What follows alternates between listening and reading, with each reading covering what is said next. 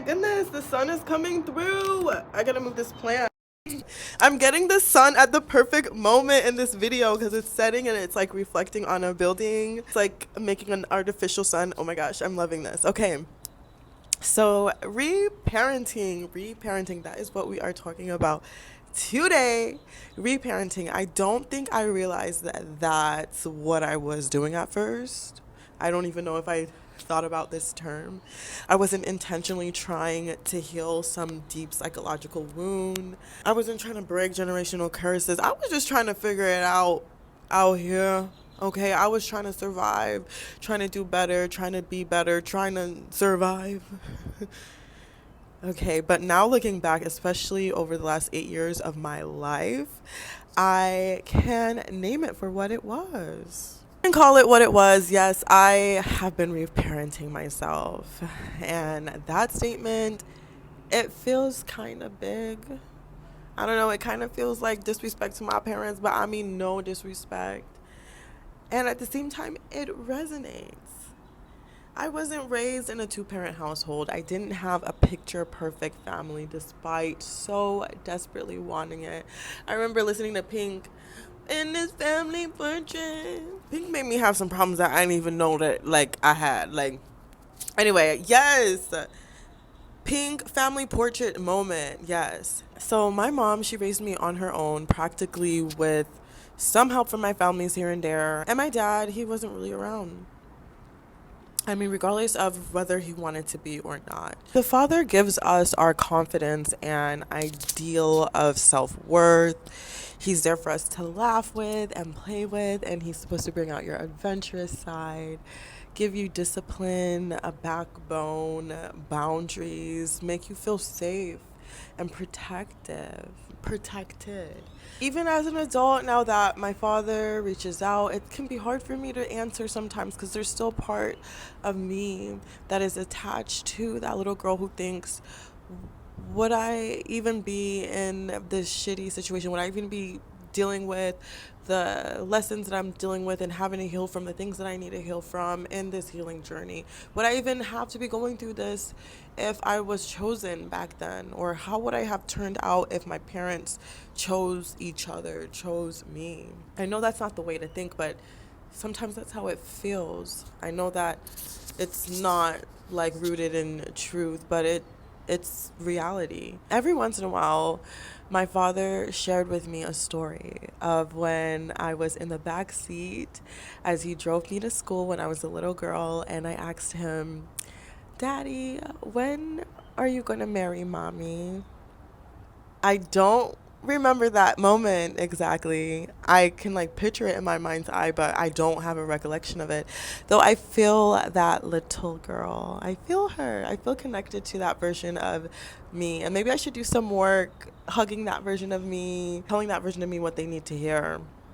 But anyway, that's aside. No, not therapy talks. I do connect with that version of myself so deeply that sometimes it hurts or affects the way that I act or respond to things. And my mother, I love her with all of my heart, truly. She is the love of my life. Like, honestly, she gave me everything that she had and everything that she could, and she shaped my heart and she taught me love. Like, the big heart, the person that I am, flaws and all, is all thanks to both of my parents, but really my mom has a huge role to play. She taught me love, but love doesn't fix what broken systems and unsupported mothers can't carry.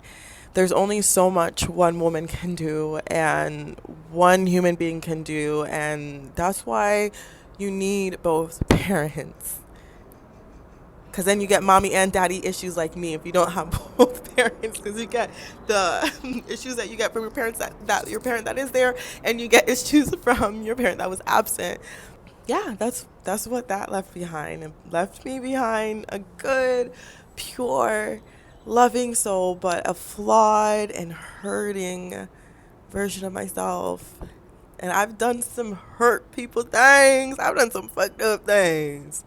Even now I'm a little wonky. I'm like, oh, bless the people that love me and are around me, and thank you for loving me and being around me, because I know I'm a handful. It left a hurt version of me trying to figure out why the world felt so unsafe, Why did I feel less than? Why was I always chasing something? Why did I feel like a failure? And I'm sure there's still parts of me that echo in this way. I'm gonna switch positions a little bit. Okay. I have been in therapy for a couple of years now, and while it's helped tremendously, the real shift came when I stopped blaming my mom, and I stopped blaming my dad, and I stopped blaming the way that I grew up.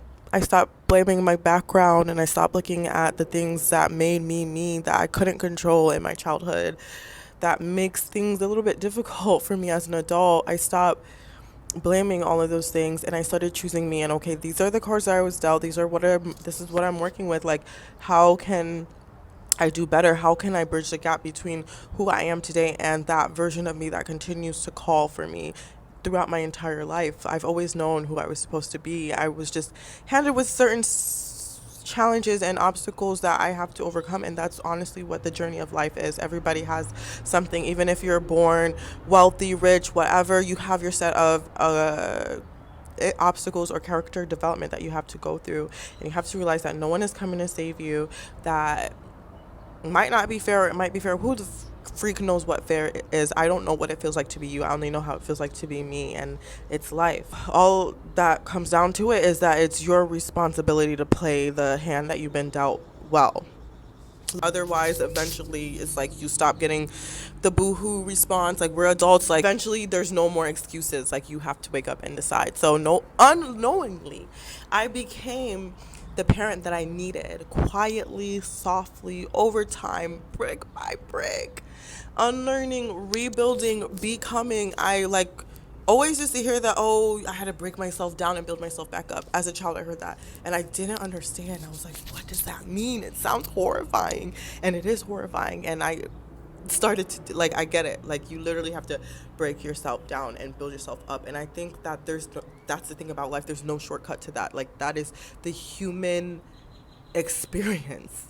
At some point, you have to unlearn what you learned or go through some shit. You have to go through something. So for me, reparenting looked like moving to a new city when I really didn't feel ready to leave the nest. I was forced out of the nest, y'all.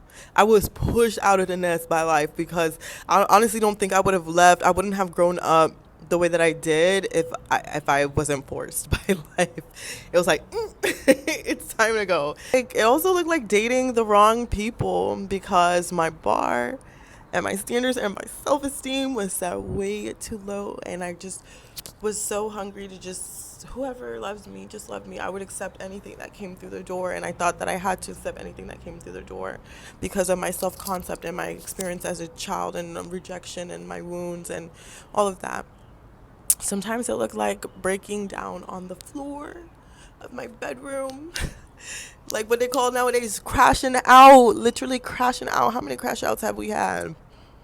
I used to crash out all the time, not even knowing it. No, but a true crash out, no, jokes aside, a true crash out when you reach your boiling point, that's something that's something spooky dooky, like a real crash out. But crashing out and learning to calm down your body for the first time, and like, that is an experience. Like, crashing out and like bringing yourself down, that's like a true discovery of what peace is, or self-regulating is, or emotional regulating is. You have to learn how to emotionally regulate yourself. You have to learn to emotionally regulate yourself. Okay. Anyway, through it all, I've been building the home that I never had, the home within me, the version of me that I never had, but I still had it, because you're like so attached to it. Like, I've always been attached to who I'm growing into. Not just a physical home, though, yes, I've moved a lot and I've upgraded. Check out my recent videos about moving if you're moving or anything like that. I'll link them down below. I've created spaces that once lived on my vision board. I've literally remember, like, oh my gosh, wow, this is like literally what was on my vision board. But I'm not talking about the physical only. I'm talking about emotional home. The one where I get to say to myself, you're safe here, girl. I got you. I was not safe in my body. Like, I was not raised to be safe in my body. I was not raised to appreciate my body, to love myself, to say kind things to myself. I used to say really horrible, wicked things to myself, and I believed them. Like, as dark as I hate you, calling myself ugly, like, really just not liking what I saw in the mirror. Anyway, my point is, I got myself out of thought patterns that I thought because of never fully hearing something from a parent. I instilled those things into myself because I learned that that's what I need to get where I'm going. And that's enough. It's better late than never. It's okay if my parents didn't put those things in me. They got me to where I am now. They brought me here. Like, it's all a ripple effect. Like, everything, even the lack of having it, is who knows if that's what has instilled the desire in me to get there. So it's not about having resentment or anger or bitterness because you had to go through the obstacles and go through life to get there. That's literally the meaning of life. That's Who cares if you weren't born with it? You were born in the exact conditions that were necessary to create this very moment. It's literally your story.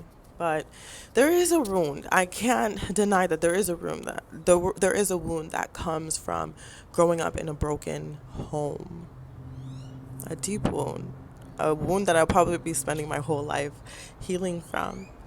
And there's a wound that comes with having to grow before you're ready, with having to wonder what life could have looked like if your parents could have just been whole when they raised you. Like, when I'm a parent, I'm going to do it like this, and I will never do this, and I will never do that. But we only know until we become parents. It's way easier said than done. I'm sure I'll have so much empathy for my mother and my father when I have my own children. And so I'm not here to dwell on what cannot be changed, to attach blame, because honestly, I also have a lot to be grateful for. I have so much to be grateful for. I love my mom and my dad so much. I love my parents so much, and I love my obstacles and my life and my story so much. And I am not, even at the end, I don't understand everything that has happened. I had to make peace with the fact that both can exist at the same time: pain and gratitude, loss and growth. And guess what? That's life. And it's not going to change. Just one thing that's going to be constant. So, I mean, whatever. F it, guys. Like, why fight it? Like, it's life, all right? We gotta pick our battles, pick and choose our battles, and there's some things that we can control, and there's some things that we cannot. And our childhood is definitely one of the things that we can't. So you have to take responsibility. Like, that makes it easier for you. As scary and nerve-wracking and bold as it is. Okay, so that brings me to the moral of my story. A lot of chat, a lot of build up, but let's actually get into the second half of this and talk about what reparenting looks like. What, if you're at a place where this resonates, what can you do today to start reparenting? Like, what does the beginning look like? Like, what are tangible steps? I owned my own feelings. Stop gaslighting myself or like belittling my feelings. When something hurt, I let it hurt. That's huge. When you're feeling like all of this negativity, just let it out. Honestly, let it all out. Let it all out. As long as you come back to gratitude, that is one of the most healing cycles that I've been through. It's just feeling no shame, especially as an emotional being, especially as an empath, letting myself in my private space react the way that I want to react, have a bad day, throw my temper tantrum, throw my pity party, and then come back to gratitude. Like, yeah, okay, this and that, but at least all of this, because wherever you are, whoever you are, there's always someone who you are living their dream life. They have less than you, way less than you. People waking up without even a roof over their head, without food. I just had to validate my own feelings and give myself permission to feel like myself and be myself, instead of always critiquing myself and carrying out the voices. Like, especially if you grow up sensitive, it's really easy to adapt other people's voices as your own.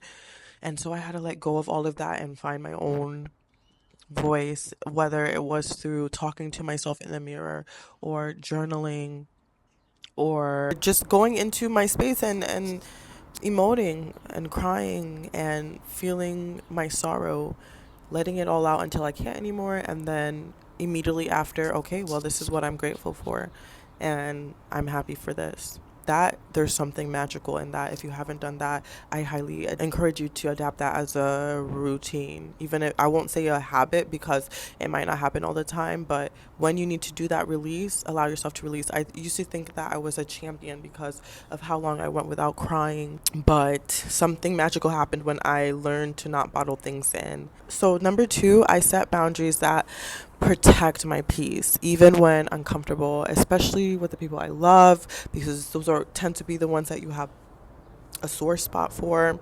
As a recovering people pleaser, I know that part is messy. I'm still going through that, but I'm learning to find my voice and I'm learning to use my voice and just let people know that it's okay. Like when I don't like something, when I'm displeased about something, I literally thought that if I was being like a better person when I had less complaints, but holding that in and being passive aggressive is not it, and it's really not cute. Next, I chose people who chose me back. Tell me why it took like so long to learn this. Oh my god. Oh my god. Anybody who liked me, anybody who thought was cool, everybody who wanted to be my friend, I was like, yes, yes, yes, yes, yes. God forbid. Oh my gosh. I really lived most of my life like that because what? I literally had to learn relationship after relationship after relationship after failed friendship after failed breakup after failed after fail. Like, I'm laughing because OMG, like, I was really stubborn on this one. It took me so long to learn this lesson. I had to stop shrinking myself to be loved. I'm difficult, I'm painful, but I'm also a lot of good things. And I don't have to shrink myself into this box or accept like anything to experience love. And the more I was like okay with being by myself, the more I attracted people that were like okay with being with me too. I had to learn that like I was something worth being around. Like that took so long to learn that. Like, oh my gosh, I'm actually gagging. But that's what happens when you don't have your parents to instill certain types of confidence in you. I had to learn that the real hard way, and I still am learning that it's okay for me to be me and to be seen. And I'm grateful for YouTube, and I'm grateful for anyone that may be hearing this. I know it's select few, but I'm grateful for anyone that if you're watching this right now, I'm grateful for you because you're with me through this journey of allowing myself to be seen and being unapologetic in me. And thank you for seeing me. Thank you for being here. I don't know if I'm doing this by numbers, but if I am, I don't know. Number three, I talk to myself kindly. And I kind of mentioned this, but I used to say really cruel things to myself. And now I just remind myself that I'm beautiful and I'm worthy and I'm becoming. And I used to say it and I didn't believe it, but now it like happens on accident. Like I walk in and I look at myself, I'm like, wow, you're so beautiful. Like, dang, girl, you look good. I never would that be me. I had to lie to myself first and then I adapted it as my reality. And so I think we're on number four. I hope I'm not miscounting. I seek beauty in everything. I romanticize my life and my space and my friendships and my food and my rituals. I didn't grow up in peace. I mean, I had pockets of it, I had moments of it, but sometimes you have to create your own peace, okay?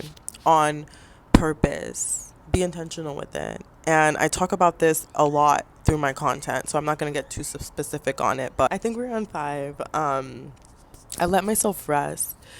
Even if the world is saying hustle, socialize, juggle all of this, even when it feels like I should be grinding or pushing myself, like if I'm feeling emotional, if I'm having a moment, if I'm having a day, I let that happen. Like if I need to sleep, I let that happen. Why am I fighting?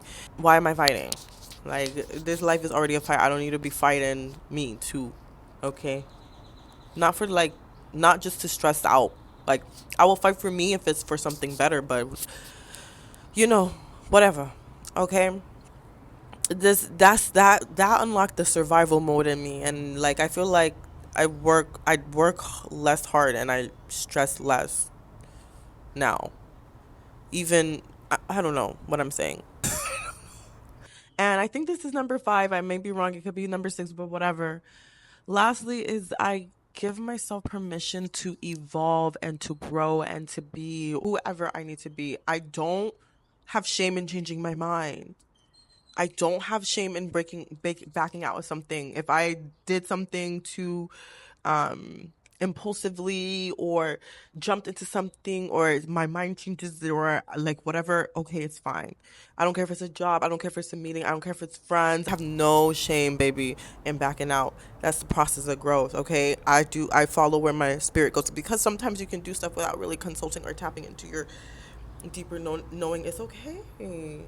It's okay. That the more aware and centered I've been, the less I've had to deal with that. But yes, oh, my mouth is burning. We've talked about a lot today, but let's bring it back to what was the main point, and it is reparenting. Reparenting is not just about healing. It is reclaiming. It is setting your intention and saying, okay, I know that this is my past, but how can I use my past to take me where I'm going to in the future? It is a process that comes with attaining this life, especially when where you came from is not picture perfect.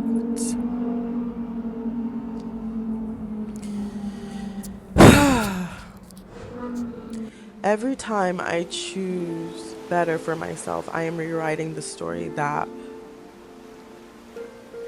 was written for me.